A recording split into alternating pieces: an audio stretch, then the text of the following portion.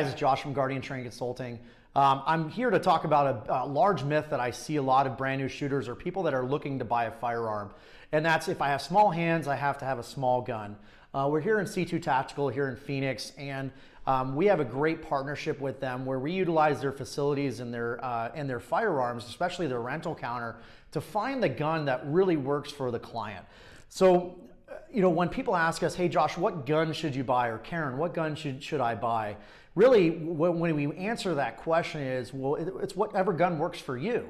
So think about it like a car, right? If you're looking to buy a car, regardless of, the car that you found, you did a lot of research on it. When you go to the dealership, you're going to test drive it. You're not going to just buy it off the lot and go from there. You're going to at least get in the car, start the car, and drive it around.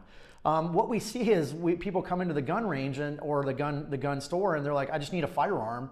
And what guns work for me may not work for Karen. What guns work for Karen may not work for somebody else.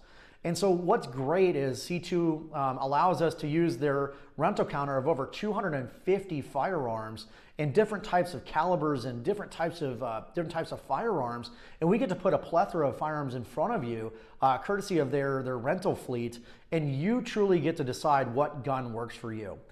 But the biggest one we see is if you have small hands, you have to have a small firearm. So typically our newer female shooters or people, we have firearms like this, like the Smith & Wesson J-frame. It's a 5-shot 357 Magnum revolver that says Ladysmith right here. So if it says Ladysmith or it's a smaller firearm, then it's going to work for people that have small hands or ladies for that matter. I can tell you right now, this is a lot of horsepower in a very small package. And and the biggest thing is if you make sure you test fire it before you buy it, so that you can see really how much power this is. This is a lot of power in a very small package. The other thing that we see is if the question I always asked when people were purchasing firearms when I worked at a gun store in North Dakota is, what are you going to use the firearm for? Is this going to be for home defense, home protection, or is this going to be for concealed carry, or for both? What are you going to use it for? Because if we're in that home protection phase, then we don't really need to have a concealable firearm. We're going to have something at the bedstand in a nice little safe. So then I'm going to typically recommend a larger frame, like this is a Glock 17 Gen 5, a larger frame firearm than say a Glock 43 in this regard. Both of these firearms are chambered in 9mm, but you can see the size difference and the weight difference is quite substantial. Both are Glocks. They operate almost the exact same way, but the weight and the size are a very substantial difference.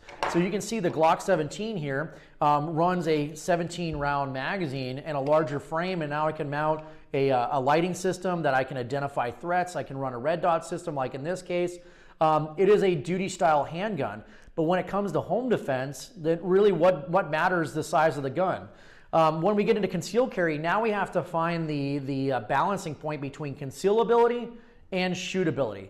And so when we get into the other extreme, we have a Glock 43 here. This is a 6-round magazine, a 9mm, a very, very small compact package. But when I explain to people that understand that these both shoot 9mm, so the horsepower, if you want to use it in vehicle terms, the horsepower is exactly the same. But if you can imagine, my F-350 Super Duty diesel truck, right, has about 525 horsepower and over 1,000 foot-pounds of torque in a turbo diesel. Right? That makes sense in a larger frame truck, and it's still a lot of power. But now imagine taking that same horsepower and torque engine and putting it into a Mini Cooper or a Mazda Miata. It's out of control. But at no point has the power plant or the engines changed, but the dynamics have changed. So your diesel truck with a diesel engine in it, right? The truck with a diesel engine in it right here versus the diesel engine in, say, a Mazda Miata or a Mini Cooper. So what's happening is the dynamics are changing there. So when we come to shootability, a lot of people will think, well, these are the big SWAT guns and they're scary. But the size of the gun does not always translate to the size of the round or the caliber of the gun, right? So both of these guns are chambered in the same chambering in 9mm, but this one is dramatically easier to shoot than this one. the felt recoil, right? The actual force, the feeling of the force that's going to kick you backwards is substantially less in a Glock 17 in a full-size gun than, say, a subcompact gun. And then you take the same size, right? If you take apples to apples for this J-frame revolver in 357 Magnum and this Glock 43 in 9mm, the power factor goes up substantially in a 357 Magnum. So now we're putting a race car engine in a very, very small car. So again, what I tell people this is make sure you try your firearms out before you go. And also make sure you're holding them correctly as well. So you'll see in a lot of gun stores is the guns will be laying like this and you hold it in your hand, you're like, that feels good in my hand. I'm like, but that's not how you shoot the gun, right? Would you go to a car dealership and find the car that you would like, jump in the driver's seat, not even turn it on, and just wiggle the steering wheel and go, now I'm ready to pay for the car? You wouldn't do that. So what I tell people is take a lesson from us. If you take a lesson from us, that's included in the price of a private lesson. It's no extra to take all the firearms. So everything's included in your private lesson with the exception of ammunition consumption that can be purchased at C2. But we can put a plethora of different firearms in, and you can learn how to grip the gun properly and then shoot the gun properly and how it feels, right? So that's what I recommend when people ask me, which gun should I buy? Now, I'm going to tell you right now, I have small hands and I like shooting bigger framed guns. They just work. They're a lot easier to shoot than, say, a smaller framed gun.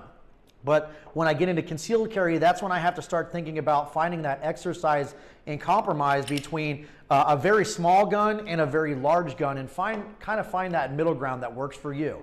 But you have to find that alone, and that's what our goal is in that private lesson, is to put these firearms in front of you and find out what you shoot best and what feels best and what works for your lifestyle. I'm Josh from Guardian Training Consulting. Have a great day.